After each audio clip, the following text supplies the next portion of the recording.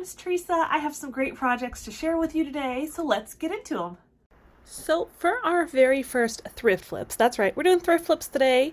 I am taking this round bowl thing, that's what I'm gonna call it, and it actually came as a two-piece set. I got those two pieces for, I believe, $6.99, and I've already DIY'd the bottom part of it. I will link that for you below if you're interested in checking it out. And I have gone through the whole process of taking off these little things. I don't know that you'll ever need to know it, but if you wedge in between well enough and then start to cut away at it, it will come off. And you're going to end up with like two little lines. I went ahead and filled one with some wood filler. It's pretty easy to work with. If you never have before, you just smooth it all around. This is usually pink before it has dried, but mine's kind of dry on the dry side, but it's all right. It still works. And you'll notice there, I have a spot that I had to fix because I dropped it. I felt so mad at myself that I dropped it. But I did a quick stain on it with the Minwax Dark Walnut, and you can obviously still see a lot, but that's all right. We're gonna whitewash it and make it all blend in. You're not gonna even see it. And I am taking some of these half beads and I'm just gluing them down to where that line is on the bottom part to blend it, obviously not just blend it in, but you know what I mean. Cover it up, give it a little interest, a little detail. And then I'm going to go through and brush on my stain all over those beads, wipe it off a little bit. It's going to come up across pretty dark. That's okay. We're going to take the Rust-Oleum chiffon cream. And yep, I'm opening it up with a can opener. Don't you guys keep a can opener at your desk? If you don't, you should. So what I'm taking now is a little bit of that paint. I'm adding in some water to kind of water it down, and we're doing a pretty heavy brushing. I'm definitely not going to call this a dry brush because it is not. I'm going first over all of the beads, the little half beads, and then we'll start going over the other part of this dish bowl. Again, I'm not really sure what it's supposed to be. If you know, I would love for you to let me know what it's supposed to be. But I'm going in and making sure that I get like the tops of the beads, and then we'll start working on brushing it all over on the outside part, the inside wall, the bottom, all over the place. Mostly what you're seeing here, I do end up layering it on a little bit thicker than that because we're going to take some stamps. Now, I did stamp the outside already and didn't like it, so I painted over it. And that's all right because we're just going to use some different stamps. And what I am using are the IOD stamps. These ones I do not believe are available anymore. I'm sorry, they're gorgeous, but I had to pick them up and I loved using them on this project. So there's all kinds of different options though. So what you'll do is you'll just take your ink pad, put it on your stamp, and then press your stamp down. Try not to move it around because obviously it smears and doesn't look good. So that is the basic gist of it. You'll see here in a minute I show a little video of how I did on the outside. Don't mind my hand in there. It's not as professional as it could be, but this is what we're working with today.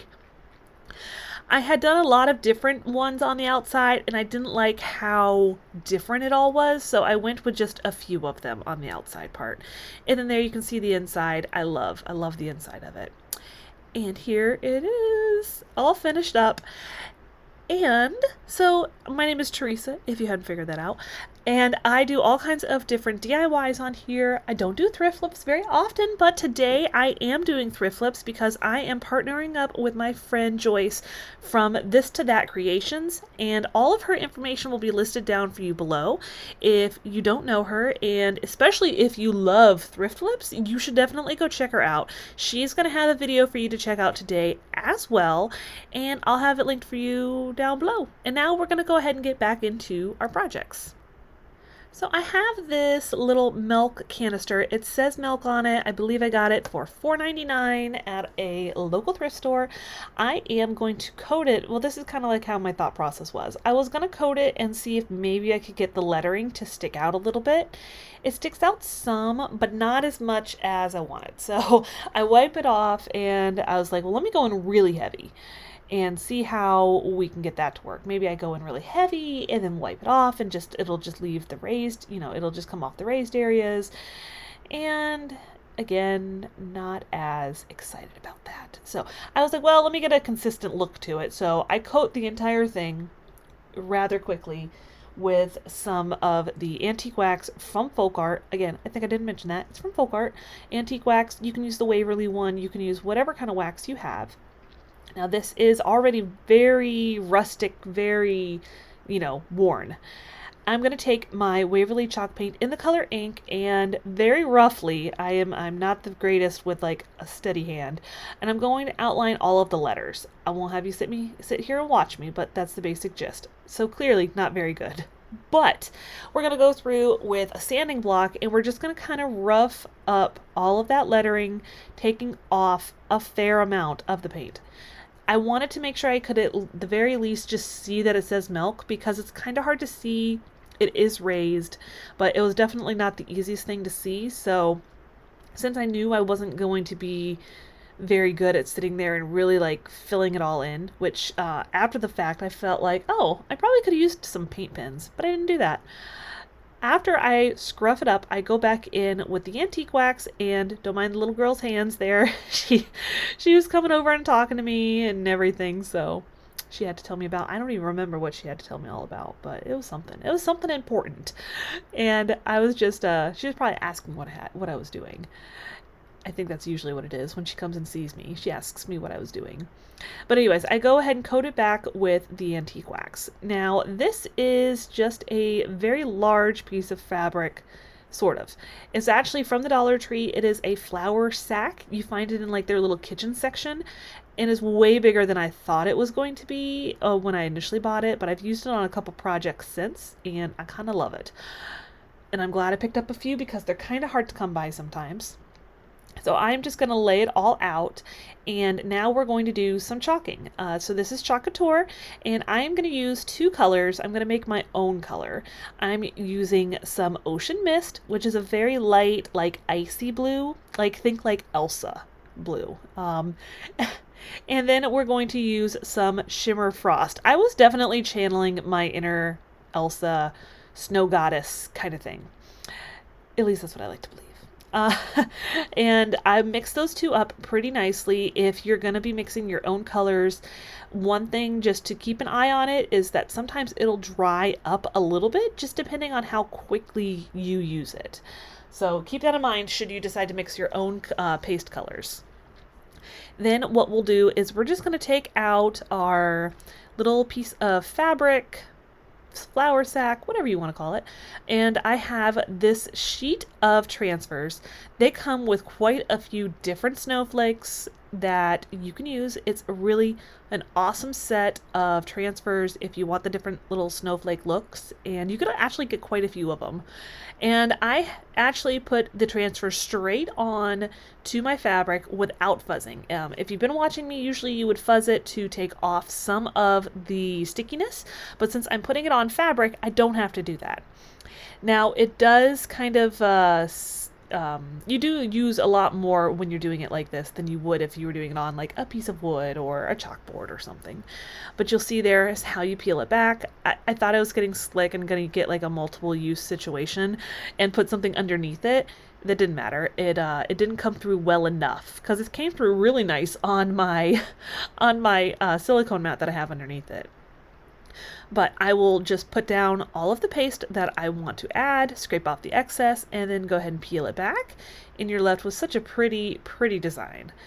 Now, so you know that I am using chalk paste. Typically, your chalk paste is something you're going to be using that you'll have to seal it afterwards to make it permanent.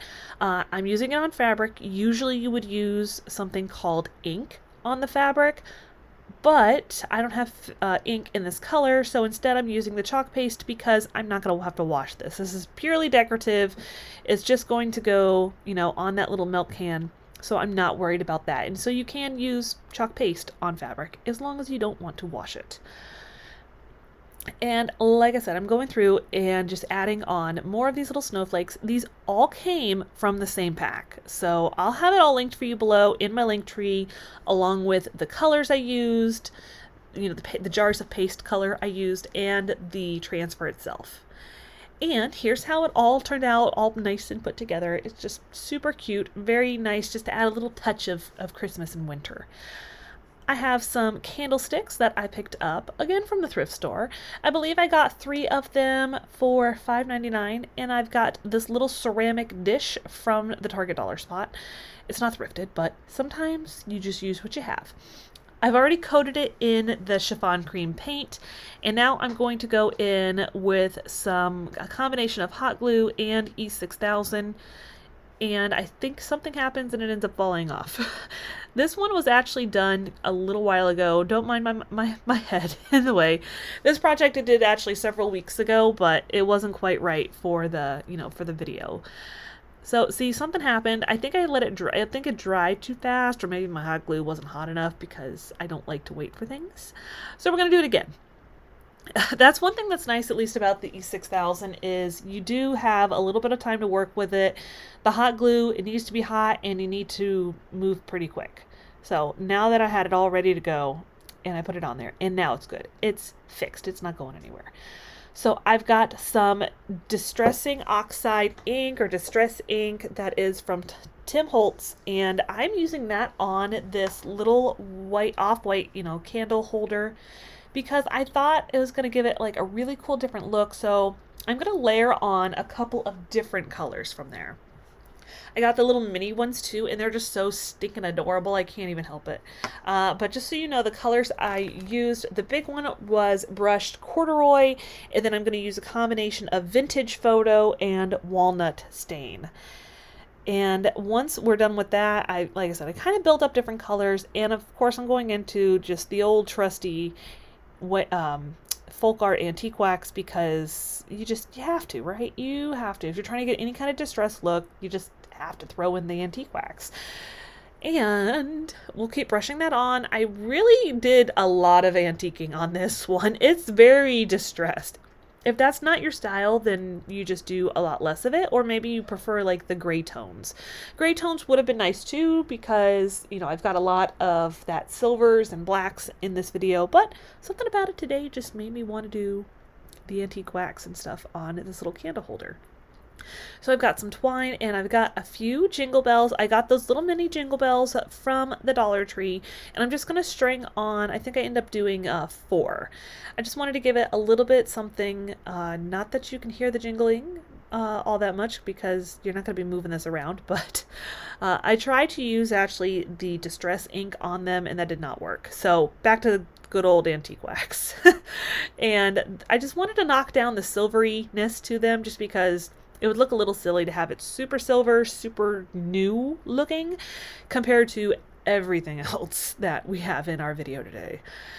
I'll just tie them down using the twine. It's nothing really all that pretty, but something else is going to go there. And of course, we're going to add some greenery. I just take a tiny little piece of it. I'm going to glue that down to the middle just to give it a little pop of color. And I'm going to take a little bit of those berries, and we're going to glue those down too. Just like I said, I just wanted a little something extra to it, where it wasn't just that, just the jingle bells. It would have been cute just to leave them there too, but I tried to tie it down just so it looked like it was, tied in there, maybe a little bit more secure than it was.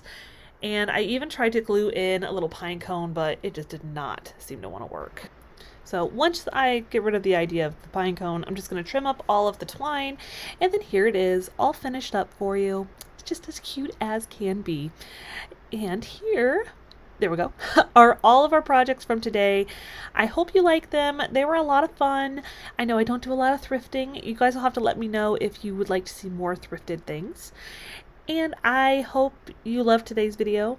Don't forget to go check out Joyce and check her video out today. And I will see you next time.